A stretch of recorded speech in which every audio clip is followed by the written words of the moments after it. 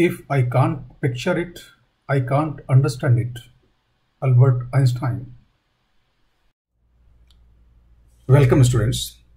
पिछली क्लास में हम कांस्टेंट मोशन की बात डिस्कस कर रहे थे और उसमें हमने कांस्टेंट मोशन इक्वेशन जो होती है उनकी यूज से इन प्रॉब्लम्स को सॉल्व करना सीखा। उस टाइम हमने डिस्कस किया था कि there are three prominent method to solve this problem. One is use of constant equation, second one is visual inspection and third one is energy methods. आज हम विजुअल इंस्पेक्शन मेथड की बात करेंगे और इसमें हम ऑलमोस्ट वही प्रॉब्लम लेंगे जो हमने कांस्टेंट इक्वेशन यूज करके सॉल्व की थी। उन्हीं प्रॉब्लम्स को लेने का पर्पस ये है कि हम एक ही मेथड प्रॉब्लम को अगर कई मेथड से सॉल्व करते हैं तो हमें उन मेथड का प्रॉपर कंपैरिजन मालूम पड़ता है। विच मेथड हमें जल्दी मालूम पड़ जाएगा कि कौन सा मेथड किस एरिया में ज्यादा पावरफुल होगा। ये बात है। एक बात और भी है, स्टूडेंट टू स्टूडेंट हमारा थिंकिंग पैटर्न अलग होता है। तो किसी को कौन सा मेथड ज्यादा अपने आप को ज्यादा डेवलप कर लेगा, कोई किसी और मेथड में। Then you are free, but what I say, you are free to choose any method at the end, but what I'll suggest you, before making preference of any method, learn all the methods, because her method किसी न किसी वे में आपकी analytical skill को, आपके thinking को strengthen करेगा। तो अब आज देखते हैं विजुअल इंस्पेक्शन मेथड में क्या है। जैसे नाम से क्लियर है, हम चीजों को विजुअली इमेजिन करके सामने देख के वो रिलेशन लिखने की कोशिश करेंगे और छोटी मोटी कैलकुलेशंस हो सकती हैं उनको हम कर लेंगे। एक बात और, मैंने कहा छोटी मोटी कैलकुलेशन, बट कई बार ये छोटी मोटी कैलकुलेशन इतनी विटी कैलकुलेशंस होंगी, इतनी इंटरेस्टिंग कैलकुलेशंस होंगी कि उन फैक्टर्स को भी सोचने में बहुत मजा आएगा।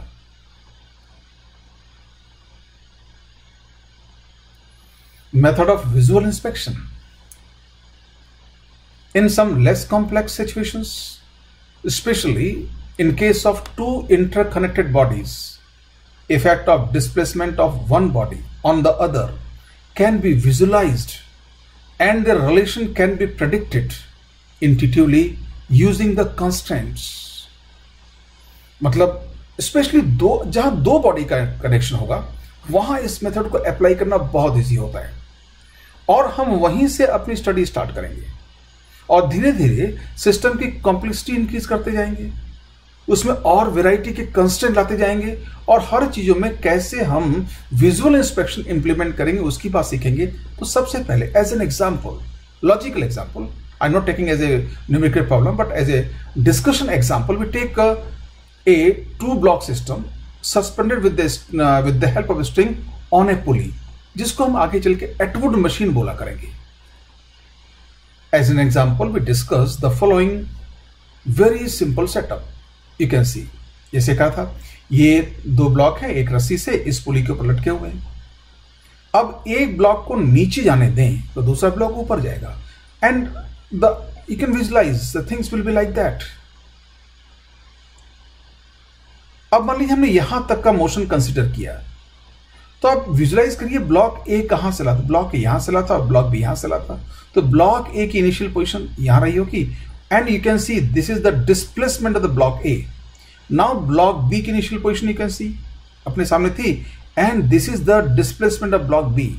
सो what we can see here, displacement delta x A of block A is equal to that delta xb of block B because string length between them remains unchanged. Since both these displacements occur in the same time interval, say delta t, what we can write? Let us see further. But यहाँ जब हम कहते हैं दोनों displacement equal है तो यहाँ हमारा मतलब है उनका मैग्नीट्यूड, क्योंकि डायरेक्शंस तो अपोजिट है, ये अपेरेंट है। तो डायरेक्शन अपोजिट है, ये साफ साफ दिख रहा है। उसके बावजूद भी अगर हम ये कह दे रहे हैं कि डिस्प्लेसमेंट इक्वल है, मतलब उनके मैग्नीट्यूड की बात हो रही है। सो व्हाट वी कैन से, दोनों डिस्प्लेसमेंट को अगर हम डेल्टा टी डिवाइड करें, delta x A by delta T is equal to delta X B by delta T, तो क्या यहां से आप कह सकते हैं दोनों की वेलोसिटीज इक्वल होंगी मैग्नीट्यूड में? ये गलती हो जाती है और हम कहते हैं हाँ वेलोसिटीज इक्वल होंगी, but recall your definition, this is definition of average velocity not instantaneous velocity. हो सकता है ये ब्लॉक एक्सेलरेट रहे होते तो उनकी वेलोसिटी हर जगह अलग अलग होती ना। तो what we can say, that is V A average is equal to VB average. तो अब देखिए बात कहां से आई कि जब हम विजुअल इंस्पेक्शन में ये डिस्प्लेसमेंट अज्यूम करेंगे तो फाइनाइट डिस्प्लेसमेंट अज्यूम करें या इनफाइनाइटली स्मॉल। अगर हमको मालूम है वेल इन एडवांस कि वेलोसिटीज कांस्टेंट है, then you can use finite displacement as well as infinitely small, कोई फर्क नहीं पड़ता क्योंकि वेलोसिटीज कांस्टेंट है तो एवरेज वेलोसिटी भी वही होगी जो वेलोसिटी इंस्टेंटेनियस हर इंस्टेंट की। लेकिन सेफ्टी के लिए अगर हमको नहीं मालूम है वेलोसिटीज कांस्टेंट है या पहले से कुछ नहीं कह सकते तो हम हमेशा इनफिनिटली स्मॉल डिस्प्लेसमेंट कंसीडर करें। Directions of the displacements and hence of velocities are also visually apparent। जैसी बात हुई वेलोसिटीज की डायरेक्शन और एक्सेलरेशन की डायरेक्शन हमको बिल्कुल विजुअली दिख रही है। More complex situations in setup of more than two interconnected points or bodies, we will use idea of superposition. This idea we will discuss later in this lecture.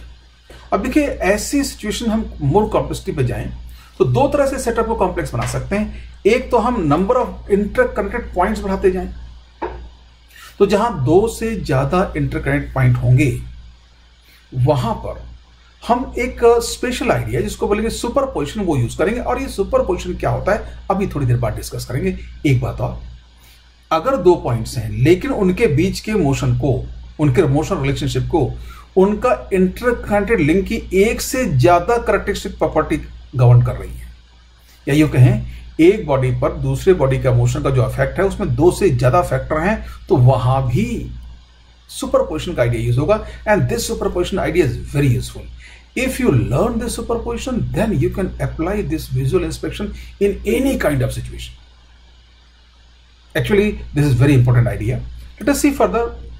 In setups where rotation or curvilinear translation will be involved, we'll have to consider infinitely small displacements instead of finite displacement. अब बात हुई कहां finite displacement लें, कहां infinitely। एक बात तो पहले क्लियर हो चुकी थी, अगर वेलोसिटीज हमें श्योर नहीं है कि कांस्टेंट हैं तो इनफिनिटली स्मॉल डिस्प्लेसमेंट्स लें। अगर श्योर है वेलोसिटीज कांस्टेंट हैं तो फाइनाइट डिस्प्लेसमेंट ले लें, क्योंकि finite displacement upon finite time is average velocity, और वेलोसिटी कांस्टेंट है तो एवरेज वेलोसिटी और इंस्टेंटेनियस वेलोसिटी दोनों एक ही होती है। लेकिन अगर वेलोसिटीज वेरिएबल हो या इंटरकनेक्टेड लिंक का रोटेशन इन्वॉल्व हो या जो कनेक्टेड पॉइंट्स हैं उनका कर्वीलिनियर ट्रांसलेशन हो, स्ट्रेट लाइन में नहीं चल रहे हो, उन केसेस में ये सेफ होगा कि हम हमेशा इनफिनिटली स्मॉल इंटरवल्स में इनफिनिटली स्मॉल डिस्प्लेसमेंट की बात करें। अब ये जो आइडियाज हमने डेवलप किए इनको थोड़े से, जो ये डिस्कस एग्जांपल लिया, इसे थोड़े से कॉम्प्लेक्स ऑर्डर के सिस्टम में अप्लाई करें। तो जो एग्जांपल 1 हमने लास्ट लेक्चर में लिया था वही एग्जांपल 1 आज हम विजुअल इंस्पेक्शन से सॉल्व करेंगे। The block A is moving with velocity VA and acceleration A of A as shown in the figure. Express velocity and acceleration of block B. अब acceleration दे दिया तो वेलोसिटी कांस्टेंट नहीं है, ये clear है। तो जो डिस्प्लेसमेंट कंसिडर करेंगे हम या डिस्कस करेंगे वो इनफिनिटली स्मॉल होने चाहिए। अब इनफिनिटली स्मॉल इन प्रिंसिपल है, बट डायग्राम में क्लियरिटी के लिए उनको बड़ा दिखाएंगे। ये सेटअप दिया हुआ है। So what we assume,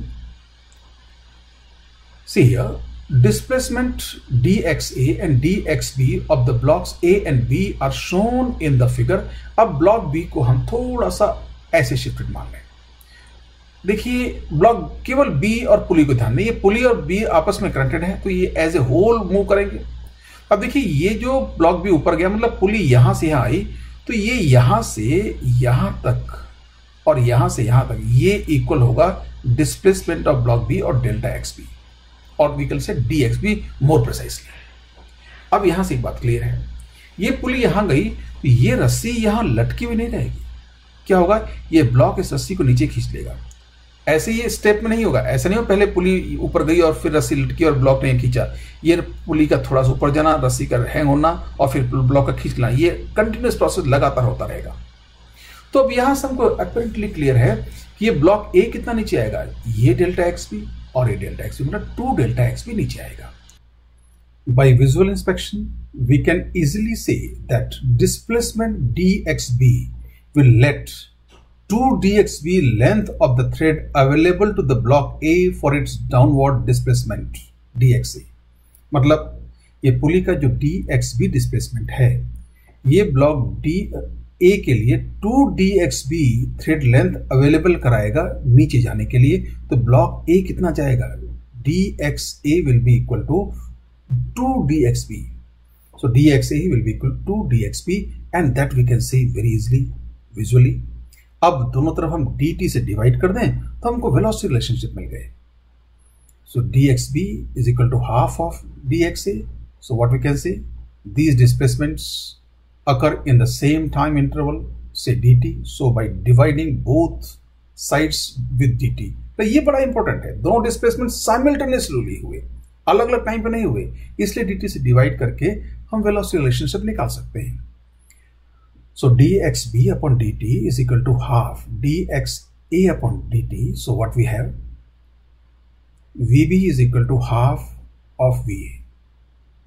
तो और vb अपवर्ड होगा, ये विजुअली क्लियर है, यहां हमें प्लस माइनस साइन पर रिलाई होने की जरूरत नहीं है। एंड इस इक्वेशन को डिफरेंशिएट कर दें तो एक्सेलरेशन रिलेशनशिप मिल जाएगा। What, simply vb dot is equal to half va dot and va dot is acceleration a of a upward, तो vb डॉट क्या होगा, a of b downward. That is again very much clear. Now let us see, हमने देखा कि ये visual inspection का method बहुत simple है and at the same time it requires imagination.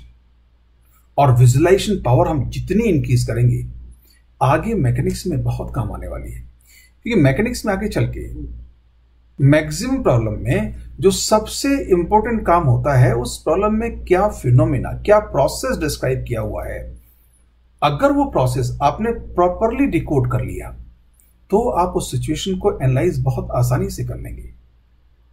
अगर आपने उस मेथड को या उस प्रोसेस को डिकोड नहीं कर पाए कि कौन सी चीज कैसे मूव कर रही है, तो उस प्रॉब्लम को सॉल्व करना मुश्किल होगा। तो ये विजुअल इंस्पेक्शन हमें किसी भी सेटअप में क्या मूवमेंट्स होंगे उनको और अच्छे से सोचने की कैपेबिलिटी देता है।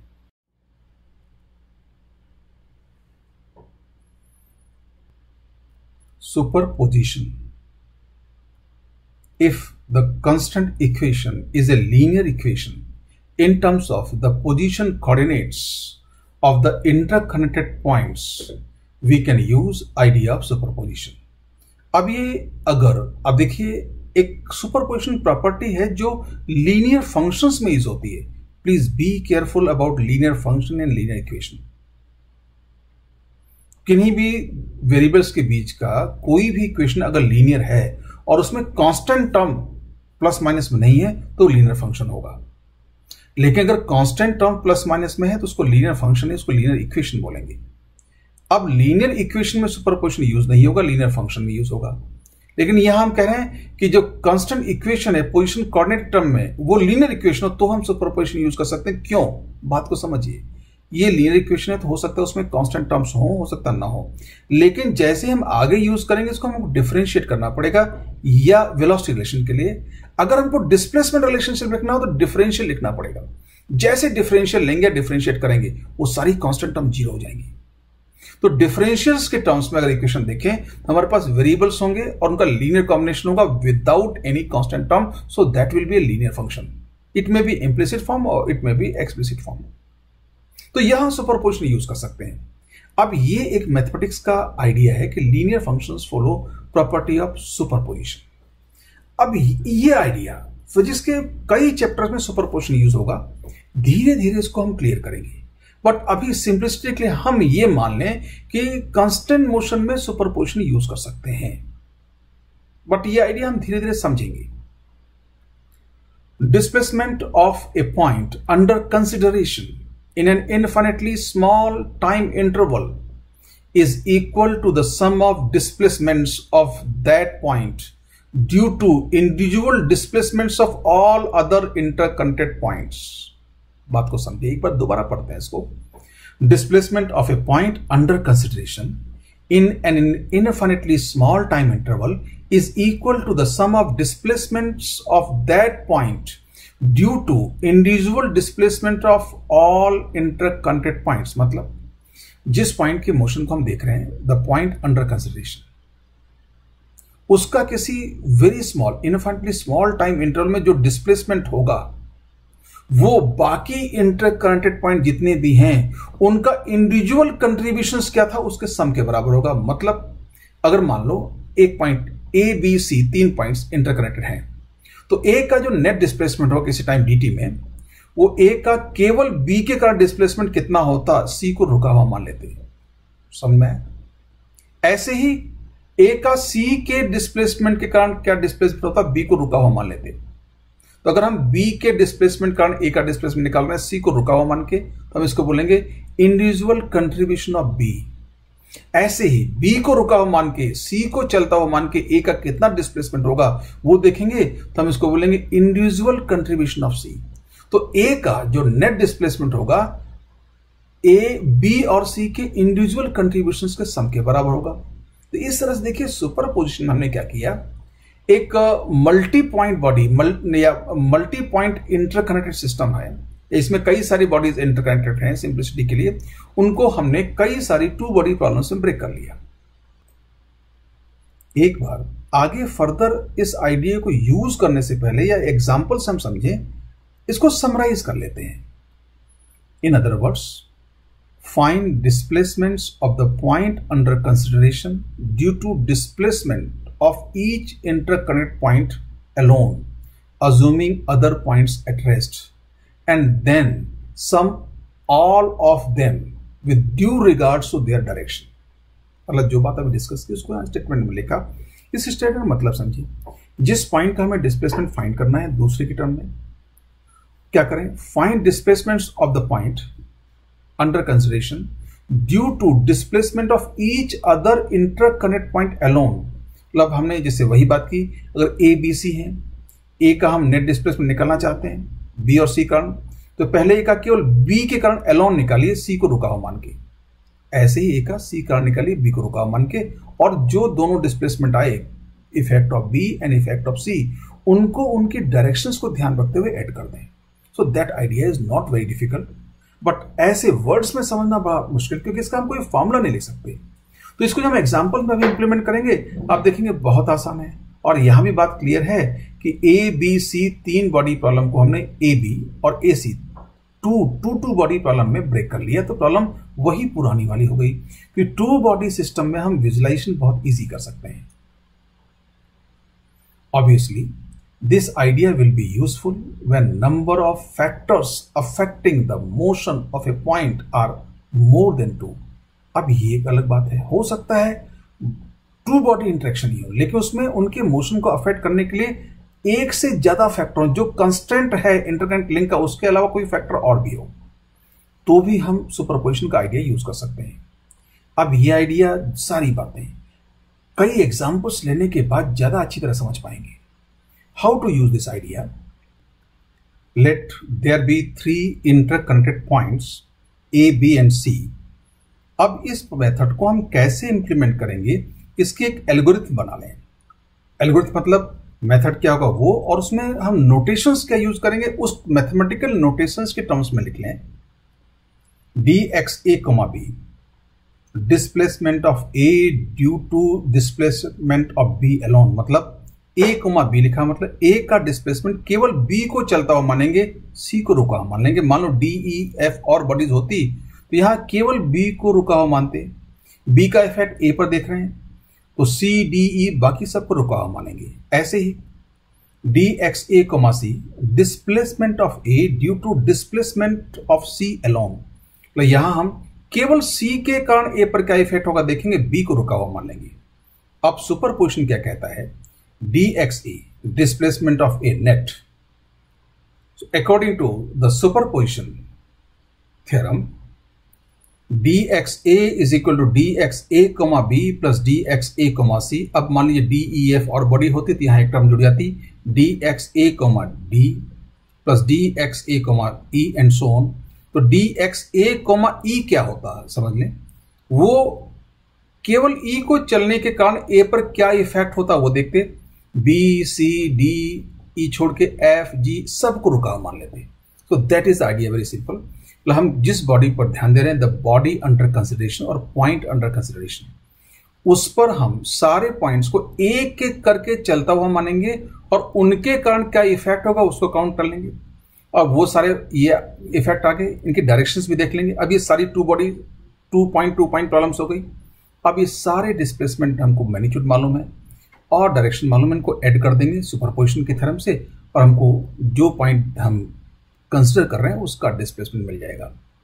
अगेन लॉजिकली या ऐसे वर्ड्स में इस मेथड को क्लियर करना बहुत मुश्किल है, लेकिन मेथड में जाएं, इसको इंप्लीमेंट करें, एक बार ऐसे डिस्कस करना जरूरी है। अब आप देखिए ये जो आइडिया हम डिस्कस किया इसको कैसे हम प्रॉब्लम्स में इंप्लीमेंट कर रहे हैं। ऑब्वियसली अगर वेलोसिटी फाइंड करना हो तो डीटीज डिवाइड कर देंगे, वेलोसिटी रिलेशनशिप आ जाएगा। इसको डिफरेंशिएट कर देंगे तो एक्सेलरेशन रिलेशनशिप आ जाएगा। Example 2, in the system shown, the block A is moving downwards with velocity VA and C upwards with velocity VC. Express velocity of the block B in terms of velocities of the blocks A and C. And ये example 2 वही है जो हमने पिछले lecture में लिया था। Displacement visually दिखाने इसलिए हमने डायग्राम थोड़ा एलोंगेट कर दिया। नाउ A यहां दिया हुआ डाउनवर्ड वेलोसिटी VA जा रहा है और C अपवर्ड वेलोसिटी VC जा रहा है। तो अब इनके हम डिस्प्लेसमेंट कंसीडर करें। अब देखिए with velocity VA and velocity VC, तो यहां से लगता है कि वेलोसिटीज कांस्टेंट है, तो यहां पे फाइनाइट डिस्प्लेसमेंट भी ले सकते हैं और इनफाइनाइटली भी ले सकते हैं, बट सेफ रहेगा हमेशा इनफाइनाइटली स्मॉल लें। नाउ सॉल्यूशन में अब इस डायग्राम को हम रिप्रोड्यूस करेंगे। तो रिप्रोड्यूस में हमें एक बार केवल B पर A का इफेक्ट देखना है, मतलब C को रुका हुआ मान लेंगे। फिर हमें B पर C का इफेक्ट देखना है, A को रुका हुआ मान लेंगे। तो पहले B पर हम केवल A का इफेक्ट देखें। From the superposition the theorem dxb is equal dxb comma A plus dxb comma C। तो पहले हम dxb कॉमा A मतलब C को रुका हुआ मान रहे हैं और A के चलने से B कितना शिफ्ट होगा वो देखेंगे। See here. अब ये हमने क्या मान लिया कि A यहां था, ये देखिए यहां से यहां आया तो ये dxa हुआ। तो जितना A नीचे आएगा उतना ही ये स्ट्रिंग ऊपर जाएगी, मतलब ये पुली ऊपर गई तो पुली यहां से यहां गई। पुली अब C रुका हुआ मतलब ये यहां से यहां तक, ये C रुका हुआ मतलब ये स्ट्रिंग फिक्स है यहां तक। अब क्या होगा, इस पुली के ऊपर जाने से इतनी लेंथ इधर बढ़ी और इतनी लेंथ इधर बढ़ी। तो मान लीजिए ये हमने क्या dxp बोला इसको, तो ये ब्लॉक B कितना गया 2dxp और dxp dxa इक्वल है, मतलब जितना A नीचे जाएगा उतना P ऊपर जाएगा। Now let us see mathematical notation here dxp और dxa, तो ये जितना नीचे आया P उतने ऊपर जाएगा। तो ये पुली जितना ऊपर गई उतना थ्रेड इधर एक्स्ट्रा हुआ, उतना थ्रेड एक्स्ट्रा इधर हुआ। ये तो चल नहीं सकता, रुका हुआ मान रहे हैं। तो ये एक्स्ट्रा थ्रेड लेंथ कहां से आई, ये ब्लॉक B के ऊपर जाने से। तो ब्लॉक B कितना ऊपर गया 2dxp। So dxb comma A is equal to 2dxp and dxp is equal to dxa. So what we can write here, dxb comma A is equal to 2dxa. dxp is equal to dxa और पुली upward है। तो अब देखिए block B की भी shifting upward है, ये भी हमको विजुअली अपरेंट है। So dxb comma A is equal to 2dxa upward. तो ब्लॉक B का डिस्प्लेसमेंट केवल A के कारण आ गया। अब नेक्स्ट स्टेप में हम A को स्टॉप माने रुका हुआ मानेंगे, मतलब पुली P फिक्स रहेगी।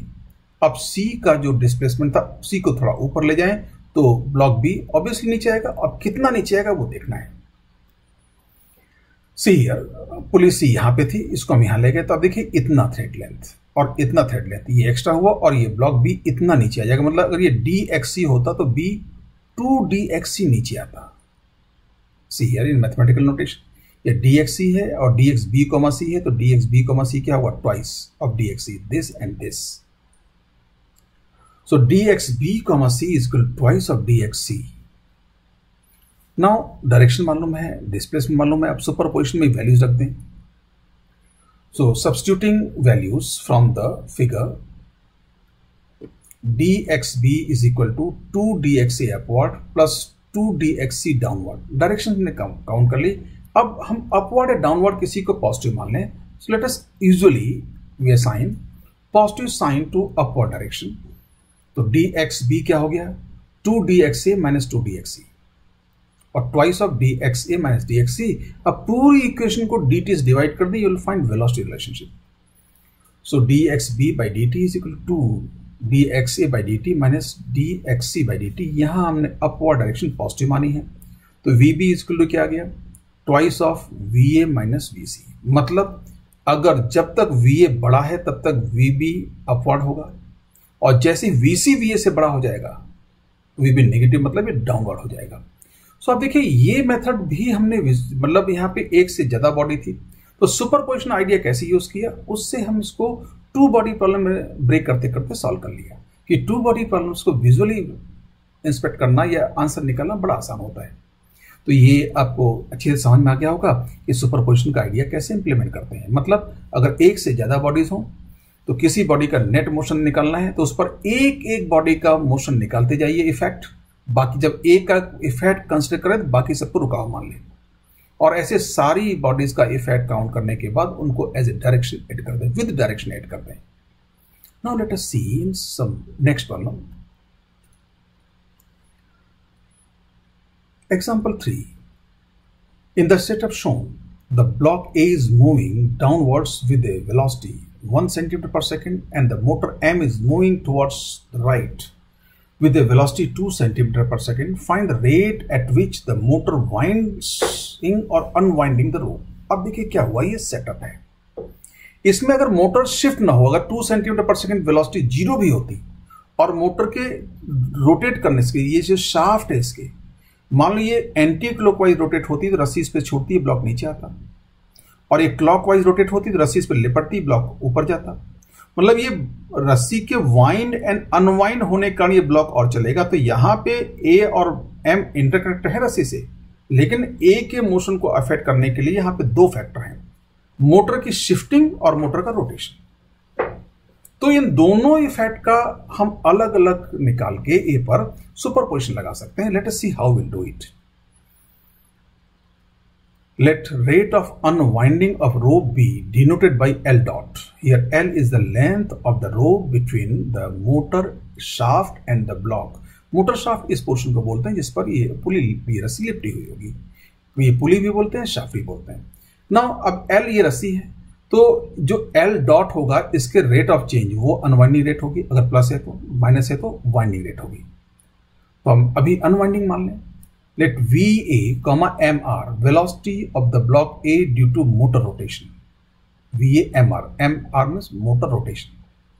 तो ये वी ए एम आर क्या होगा, एल डॉट होगा, क्योंकि मोटर, हमें मोटर को इधर उधर नहीं माने, ये रुकी हुई है, अब ये ऐसे घूम रही है, तो जिस रेट से ये रस्सी को छोड़ेगी उतना ही ब्लॉक नीचे आएगा। तो V A comma M R क्या होगा, एल डॉट, दिस वे। अब देखिए हमने इधर इसको रस्सी शाफ्ट घूमता हुआ माना है, तो शाफ्ट रोटेशन फॉर अनवाइंडिंग, तो यहां पे वी ए क्या हो जाएगा, वी ए एम आर हो जाएगा एल डॉट। तो पहला फैक्टर आ गया हमारे पास, V A comma M R is equal to L dot downward. मतलब डाउनवर्ड ये फैक्टर तब होगा जब रस्सी अनवाइंड हो रही होगी, और ये अपवर्ड होता जब रस्सी वाउंड हो रही होती। अब हम मोटर की शिफ्टिंग का इफेक्ट देख लें। वी ए एम कॉमा, मतलब ये क्या, velocity of block A due to motor shifting. तो 1 by 1 करके हम दोनों फैक्टर देख रहे हैं। अब हम मोटर को घूमता हुआ नहीं मानेंगे, बस मोटर की शिफ्टिंग मानेंगे। तो जितनी वेलोसिटी वीएम की होती, वीए उतनी वेलोसिटी से ऊपर जाता, तो वी ए कॉमा एम क्या होगा, वीएम। तो यहां से ये भी क्लियर है कि वी ए कॉमा एम क्या होगा, ये इक्वल टू होगा वी एम अपवर्ड, अगर एम राइटवर्ड है, एक्रोन direction, so what we can write here, V A comma M is equal to V M upward. अब हम सुपरपोजिशन से दोनों फैक्टर्स को ऐड कर देंगे। From the superposition theorem, V A is equal to V A comma M R plus V A comma M, मतलब हम directions यहां पे ध्यान रखेंगे। So V A is equal to L dot downward और वी एम अपवर्ड। जो यहां हमको कंडीशन अज्यूम की है, एल डॉट हमने प्लस माना तो डाउनवर्ड आएगा और ये अपवर्ड आएगा। अब यहां साइन कन्वेंशन इंप्लीमेंट कर लें, हम अपवर्ड डायरेक्शन को प्लस मान लें, assuming positive sign to upward direction. What we have, VA is equal to minus L dot plus Vm। क्यों माइनस? क्यों? अपवर्ड हमने प्लस माना तो ये यहां माइनस आ जाएगा और ये अपवर्ड तो प्लस ही होगा। अब इनकी वैल्यू रख दें। So L dot is equal to Vm minus Va। So what is L dot? 2 minus minus 1। What is Vm? Vm is 2, जो हमने डायरेक्शन मानी उसी हिसाब से। बट हमने अपवर्ड डायरेक्शन प्लस माना है तो Va जो डाउनवर्ड 1 है तो माइनस 1 का होगा यहाँ पे। 2 minus minus 1 is equal to 3 centimetre per second. तो यहाँ से मोटर अनवाइंडिंग रेट निकाल सके हम। अब देखिए ये हम यहाँ पे डॉक्यूमेंट करने की कोशिश कर रहे हैं एक एक स्टेप, बट अगर इसको हम ओरली करेंगे तो आप इसको बहुत जल्दी कर पाएंगे। ओरली देखते हैं। ओरली क्या हुआ? ये सुपरपोजिशन, दोनों फैक्टर अलग देखें। अगर मोटर घूम नहीं रही थी, केवल चल रही होती तो ये 2 से ऊपर जाता, लेकिन ये 1 से नीचे जा रहा है। इसका मतलब ये 2 इधर जा रहा है, उतने में 3 सेंटीमीटर रस्सी छोड़ रहा है ये, तो ये 1 डाउनवर्ड आएगा। तो रस्सी के अनवाइंडिंग रेट क्या गई? 3। तो अब देखिए ये जो आइडिया था हम कितनी आसानी से ओरली कर पाए। तो मैं ये जो विजुअल इंस्पेक्शन बता रहा हूं वो इसलिए बता रहा हूं कि हाँ, मेथड को हमें लिखना है तो हमें इतना सारा काम करना पड़ रहा है, लेकिन अगर लिखना नहीं होता तो हम बहुत आसानी से विजुअली कर पाएंगे। तो विजुअल इंस्पेक्शन की स्ट्रेंथ क्या है कि अगर आप उसको नहीं लिखेंगे, केवल जरूरी कैलकुलेशन करें तो बहुत छोटा बहुत क्विकली हो जाता है। एक बार और इसको देख लें। एक्चुअली अगर मोटर घूम नहीं रही होती, अगर ये 2 सेंटीमीटर इधर शिफ्ट होती थी, ये 2 इधर जाता, लेकिन ये गया क्या? 1 डाउन गया। तो इसका मतलब जितने 1 सेकेंड में 2 सेंटीमीटर मोटर इधर गई, उतने में इसने 3 सेंटीमीटर रस्सी को अनवाइंड किया होगा, तभी ये 1 डाउनवर्ड आएगा। तो मोटर के अनवाइंडिंग रेट क्या होगी? 3 centimetre per second. So that idea we have drawn from superposition. तो एक्चुअली सुपरपोजिशन का आइडिया आपको जहां तक हो सके इस तरह से ओरली करना है। The motor is unwinding the rope at the rate 3 centimetre per second is the answer.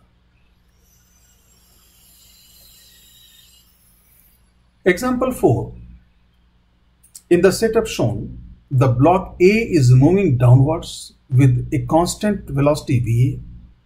Consider the instant shown when the string portion between the block and the pulley is at an angle theta with the horizontal, and that setup is given. मतलब ये horizontal ground पे ये block B है, ये रस्सी से बंधा हुआ रस्सी इस पुली से पास हो रही है और ब्लॉक A जो यहां नीचे आ रहा है एक कांस्टेंट वेलोसिटी से। तो हमें ब्लॉक बी के बारे में बात करनी है। एंड जैसा हमें ध्यान है, पिछली क्लास में जो क्वेश्चन लिया इसमें 2 पार्ट थे। ए पार्ट में बी की वेलोसिटी फाइंड करनी थी इस इंस्टेंट पे, और बी पार्ट में बी का एक्सेलरेशन फाइंड करना था।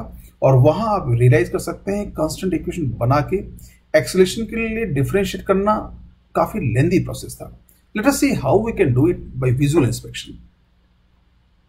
A. Find velocity of the block B. Solution. In the figure, an infinitely small displacement dxb of the block B due to that dx या block A are shown. तो हमने ये मान लिया block A dx से नीचे आया, जिसके कारण से ब्लॉक जो इधर शिफ्ट हुआ dxb, और इसको हम डायग्राम में शो कर दें। वैसे तो इनफाइनेटली स्मॉल है, लेकिन हमको क्लैरिटी के लिए बड़ा शो किया है। तो हमने माना जितने टाइम में ये ब्लॉक ए dx से नीचे आया, उतने टाइम में ब्लॉक बी dx भी इधर गया, और जब इधर गया तो रस्सी जो यहां से आती वो अब ये रस्सी हो गई। ये एंगल थीटा था, रस्सी का एंगल यहां थीटा प्लस डी थीटा हो जाएगा। Basically D theta is negligible small, तो हम इस एंगल को अप्रोक्सीमेटली थीटा ही मान सकते हैं। अब व्हाट वी कैन सी, यहां से ये सेंटर पुली का ये पॉइंट सेंटर मानते हुए इस रेडियस का एक आर्क प्रोड्यूस कर दें। अब ये एंगल भी डी थीटा ही है। तो इस ट्राइंगल के लिए देखें, इस सेक्टर ऑफ सर्किल के लिए ये जो आर्क अभी हमको दिख रहा है, अगर actually D theta tends to 0 होगा तो ये ऑलमोस्ट स्ट्रेट लाइन होगा, मतलब C B dash will be a straight line. तो ये जो बी सी बी डैश एक राइट एंगल ट्राइंगल के लिए जैसा ट्रीट कर सकते हैं इनफाइनेटली स्मॉल डिस्प्लेसमेंट की कंडीशन में। अब हमने यहां पे ये वेलोसिटी ऑफ बी दिखा दिया इस तरफ। तो in right angle triangle B C B dash, what we can write here, B C is equal to D X B cos theta. क्या है बी सी? ये बी सी, ये एंगल 90 का होगा और ये हाइपोटेन्यूस होगा, तो ये क्या होगा एडिसेंट साइड फॉर थीटा के लिए, तो B C is equal to D X B cos theta, question number 1। And since length of string is constant, अब हमें कांस्टेंट यूज करना है। ये कांस्टेंट है। कांस्टेंट क्या है? स्ट्रिंग लेंथ पूरी कांस्टेंट है, तो जितना ये नीचे गया होगा उतनी ही रस्सी यहां से यहां छोटी होगी। पर रस्सी कितनी छोटी हुई? अब देखिए आर ड्रॉ किया तो यहां से तक आर है, तो बीसी रस्सी छोटी हुई, तो बीसी किसके इक्वल होगा? डीएक्सी के इक्वल। ये बात हमने अब स्ट्रिंग कांस्टेंट यूज कर लिया। So BC is equal to DXC. Equation number 2, अब 1 and 2 से what we can write here from equation 1 and 2, dxa is equal to dxb cos theta. So what we can write? Dividing both the sides by dt. So dxa by dt is equal to dxb by dt into cos theta. So dxa by dt is va and dxb by dt is vb. अब देखिए direct dxb इधर लिया है, vb इधर लिया है, दोनों ही plus में होंगे। So what we can write here? va is equal to vb cos theta. तो हमें vb फाइंड करना था, तो vb क्या हो गया? va sec theta. And the same answer we have found earlier with the use of constant equation. So you can see again this method. इस method की ब्यूटी क्या है? मैं यह नहीं कह रहा हूं कि मेथड वो ज्यादा अच्छा है, ये ज्यादा अच्छा है। अभी आपको दोनों मेथड सीखने हैं, और एक बार मैं बार बार आपको समझा रहा हूं, कई बार कही है कि मेथड में जो हम मैथमेटिकल मैनिपुलेशंस करते हैं वो स्टेप्स कई बार काम आती है। Learn this mathematics, and this kind of mathematics you have to use several times in physics. तो हमें इस टाइप के मैथमेटिकल मैनिपुलेशन सीख रहे हैं, वो भी एक बहुत बड़ा एडवांटेज है। अब बी पार्ट की बात करें। Find acceleration of the block B and what we do for acceleration, हम इसको जो velocity relationship है उसको differentiate कर देंगे। Differentiating the velocity relationship obtained in the part A. So क्या था? VB dot is equal to VA sec theta tan theta theta dot, ये चैन रूल लिया। VB क्या था? VA sec theta, तो VA कांस्टेंट है, तो VB तो वेरिएबल है, VB डॉट सेक थीटा का derivative sec theta tan theta, लेकिन वो थीटा के रेस्पेक्ट में, बट टी के रेस्पेक्ट में D theta by D T और मल्टीप्लाई होगा। तो चैन रूल से ये हम लिख दिया VB dot is equal to VA sec theta tan theta into theta dot. अब इस इक्वेशन में थीटा डॉट की वैल्यू नहीं मालूम, वो हमें विजुअल इंस्पेक्शन से फाइंड करनी है। अगर वो फाइंड कर लिया तो हम एक्सेलेरेशन लिख लेंगे। Now to find theta dot, consider again right angle triangle BCB dash and arc B dash C। तो जो डायग्राम हमने पिछली पार्ट में लिया था उस डायग्राम को रिप्रोड्यूस कर लें यहाँ। ये वही डायग्राम एग्जैक्टली आप देख लिया, वही डायग्राम है। अब यहाँ पे हमने एक काम कर सकते हैं, ये जो BCB dash आर्क है, ये यहां से क्या होगा? DB dash cos थीटा, और इस सेक्टर से क्या होगा? R इंटू डी थीटा, जैसे arc length is equal radius into angle. So we can write here B dash C is equal to dxb sin theta into rd theta। जैसे ये क्या है? dxb और थीटा है, तो ये परपेंडिकुलर हुआ, तो dxb sin थीटा, और यहां से क्या हुआ? rd theta. ये दोनों इक्वल किए, तो यहां से आप d थीटा फाइंड कर सकते हैं। So d theta is equal to dxb by r sin theta. r की वैल्यू यहां से देख सकते हैं, ये h था, r क्या होगा? h cosec theta. तो r की जगह हमने h cosec थीटा रिप्लेस कर दिया। Substituting r is equal to h cosec theta and dividing both the sides by dt in the above equation, what we get? ये होगा d theta by dt, तो theta dot, ये dxb by dt तो vb हो गया। r की जगह h sin theta h cosec theta लिखा, तो cosec थीटा का sin थीटा ऊपर चला गया, sin थीटा ऑलरेडी था, sin स्क्वायर थीटा हो गया। So that calculation is very easy. So what you got here? Theta dot is equal to VB by H sin square theta। अब VB का value हम पहले निकाल चुके हैं, क्या? VB is equal to VA sec theta, वो इसमें इनकॉर्पोरेट कर दें। Substituting VB is equal to VA sec theta in the above result, theta dot is equal to VA by H sec theta sin square theta, क्योंकि VB क्या था? VA sec theta। अब theta dot की ये value equation 1 में रख दें, हमको एक्सेलेरेशन मिल गया। सो ये एक्सेलेरेशन हमने इधर अज्यूम कर लिया इसी डायरेक्शन में, तो अगर पॉजिटिव आना तो इसी डायरेक्शन में आ जाएगा। Substituting the above result in equation 1. So VB dot is equal to AB. तो AB होगा ये VA sec थीटा तो ऑलरेडी था, tan थीटा भी था, और यहाँ थीटा डॉट जे क्या लिखा, VA by H sec theta sin theta, तो ये VA स्क्वायर बाई H हो गया, ये VA और VA मल्टीप्लाई हो गया। अब देखिए क्या हुआ, sec theta sin square theta, मतलब sec square theta sin square theta, ये हो गया tan स्क्वायर थीटा, और tan थीटा ऑलरेडी है तो tan क्यूब थीटा आ गया। So what we got here, AB is equal to VA square by H tan cube theta, and you can recall the same result we have found earlier in what method of constant equation. आपको constant equation method ज्यादा systematic, ज्यादा simple लग सकता है, कई लोग सोच सकते हैं कि हम वही मेथड सीखते हैं, लेकिन अभी हमें अपने एनालिटिकल स्किल स्ट्रांग करनी है। ये सारी इस टाइप की कैलकुलेशंस कई जगह आपको आगे डिफरेंट चैप्टर्स में काम आएंगी। तो इन मेथड्स को सिखाने का मेरा एक पर्पस और भी है कि इस टाइप के मैथमेटिकल मैनिपुलेशन सीखें। तो अब देखिए इस क्वेश्चन को भी हम विजुअल इंस्पेक्शन से कर पाए। ये नेक्स्ट क्वेश्चन ट्राई करते हैं। What was the next question? Example 5, rod A can slide vertically up and down and the triangular wedge B horizontally towards the left or the right. If the wedge moves towards the right with velocity VB, find the velocity of the rod. Actually ये setup है, इसमें rod केवल vertically ऊपर नीचे move कर सकती है, इसका हॉरिजॉन्टल शिफ्ट नहीं हो सकती क्योंकि ये दो ग्रे कलर के फिक्स सपोर्ट के बीच में है, और ये वेज लेफ्ट राइट मूव कर सकता है।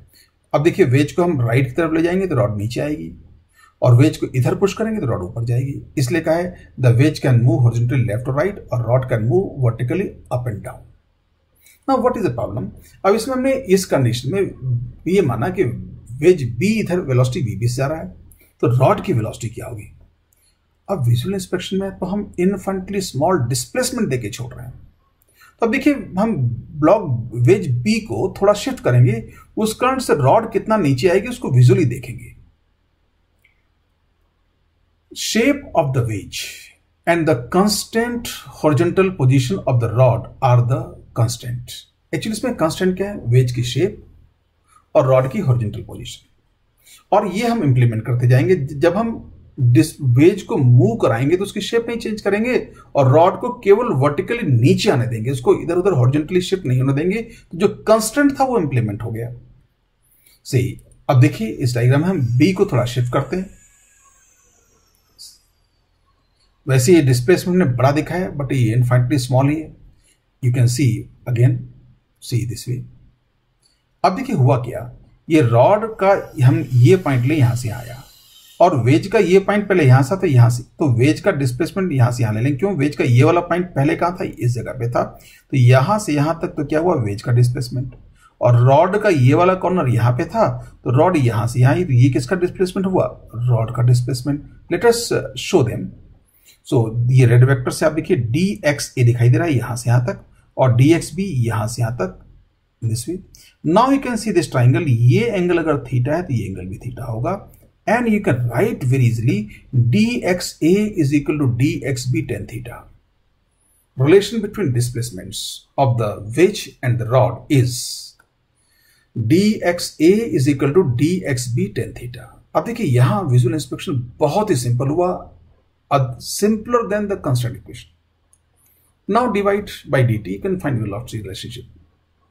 So dxa by dt is equal to dxb by dt tan theta, dxa by dt हो गया va, और dxb by dt क्या हो गया? vb. So va is equal to vb tan theta. Now you can see in this case visual inspection was very easy. In case of pulleys, visual inspection was also easy. अब देखिए वो जो जहां पे thread का rotation हो रहा था प्रीवियस एग्जाम 4 में, visual inspection was easy, but associated mathematical calculations were not so simple, but again they were simpler than that we have considered in construct equation. तो ये बात क्लियर है, जहां आप विजुअल इंस्पेक्शन लगा सकते हैं वो हमेशा कांस्टेंट इक्वेशन वाले मेथड से सिंपलर होगा। तो इस मेथड की प्रैक्टिस करें, और इस मेथड को इतनी प्रैक्टिस करनी है कि हम इसको ओरली कर पाए। तो आज हम इस मेथड के लिए बेसिकली बात हुई थी कि जो 5 एग्जाम्पल्स हम लोग ले रहे हैं, उन 5 एग्जाम्पल्स को 1 बाय 1 करके हम तीनों मेथड डिस्कस करेंगे और उसके बाद हम अपना एक प्रेफरेंस ऑर्डर बनाने की कोशिश करेंगे। आपसे मैं सजेस्ट करूंगा आप 5 प्रॉब्लम के सॉल्यूशन को कम से कल की क्लास में, नेक्स्ट क्लास में हम इन्हीं प्रॉब्लम्स को एनर्जी मेथड सॉल्व करेंगे। उसके बाद मैं आपको एक सजेशन दूंगा कि 5 प्रॉब्लम के तीनों जो तरीके के मेथड हैं उनको आप देखिए एट ए ग्लांस। एक प्रॉब्लम को तीनों तरीके से एक बार सॉल्व करिए, फिर 5 प्रॉब्लम को तीनों तरीके से एक बार सॉल्व करिए, तो आपके माइंड में एक प्रेफरेंस ऑर्डर बन पाएगा कि किस सिचुएशन में मुझे कौन सा मेथड यूज करना है। उसके बाद हम और भी कई सारी मिसलिनियस प्रॉब्लम लेंगे, उसमें फिर एक साथ तीनों मेथड अप्लाई करेंगे और वहां पे हम आइडिया पक्का करेंगे कि कब कहां कौन सा मेथड हमें सिंपलर होगा। बिना ऐसा किए हम डिसाइड नहीं कर सकते कौन सा मेथड सिंपलर होगा। एक्चुअली मुझे तो आइडिया है कौन सा मेथड सिंपलर होगा। अच्छा, इन तीनों मेथड के अलावा और भी कई स्लिक मेथड हैं। Slick method means there is a method which suits for a particular problem. अभी मैंने उन मेथड्स की बात नहीं की है, तो जब मैं एट ए ग्लांस तीनों मेथड लूंगा तो उन स्लिक मेथड्स की भी बात करूंगा।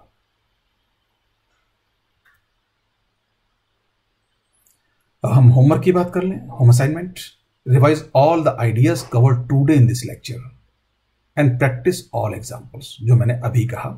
One more exercise, question 31 to 39 from the problems in elementary physics, book 100। जो बुक आपको ग्रुप पे दिया है, आज मैं उस मेथड होमवर्क को मैं ग्रुप में पोस्ट भी कर दूंगा और ऐसे भी कह रहा हूं तो जिन्होंने अभी तक नहीं किया हो उनको इतनी प्रॉब्लम्स करना 39 तक। तो मतलब उस बुक से हमारा काइनेमेटिक्स पूरा हो गया। उसके बाद हम काइनेमेटिक्स आयरडोसिस स्टार्ट करेंगे। Thank you very much for patient listening today.